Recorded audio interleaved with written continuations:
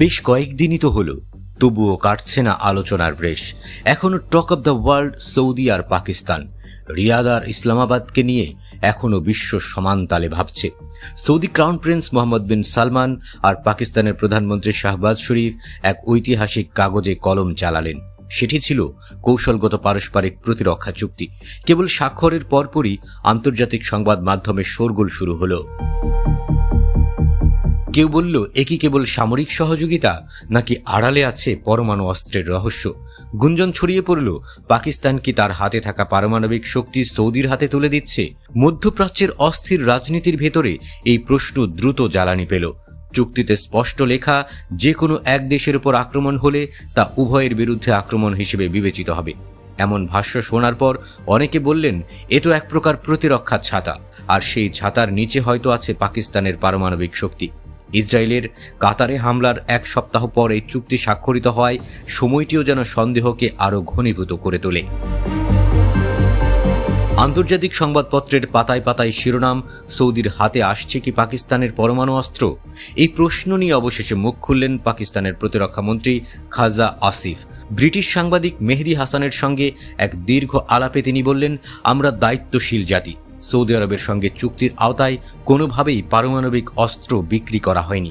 কিন্তু পরমাণু প্রসঙ্গে তিনি বেশি কিছু বলতে রাজি হলেন না, বরং তিনি তুলে ধরলেন দুই দেশের দীর্ঘ সম্পর্কের ইতিহাস। আসিফ বলেন, ৫-৬ দশক ধরে আমাদের প্রতিরক্ষা সম্পর্ক রয়েছে।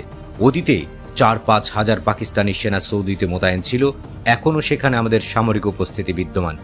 আসিফের এই বক্তব্য যেন দুই দিকেই ইঙ্গিত রাখল। একদিকে তিনি বললেন, পরমাণু অস্ত্রের বিষয়টি গুজব ছাড়া কিছু নয়।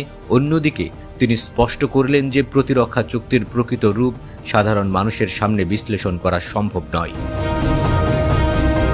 তার ভাষায়, প্রতিরক্ষা চুক্তি সাধারণত প্রকাশ্যে বিশ্লেষণ করা হয় না, অর্থাৎ কাগজে লেখা যতটা দেখা যায়, আড়ালে হয়তো আছে আরও অনেক কৌশল, অনেক হিসাব।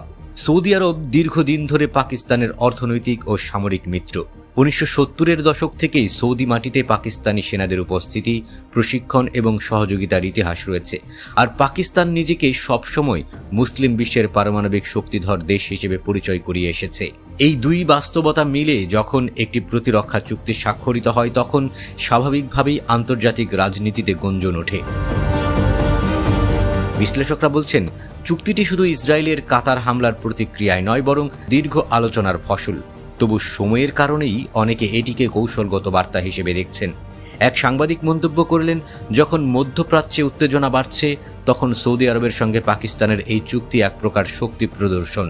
তাহলে কি সত্যি পাকিস্তান তার পরমাণু অস্ত্র বিক্রি করছে সৌদি আরবকে? খাজা আসিফের জবাব স্পষ্ট, না, আমরা দায়িত্বশীল। কিন্তু প্রশ্ন থেকেই যাচ্ছে, চুক্তির আড়ালে লুকিয়ে থাকা গোপন সমঝোতা আসলে কি হয়েছে?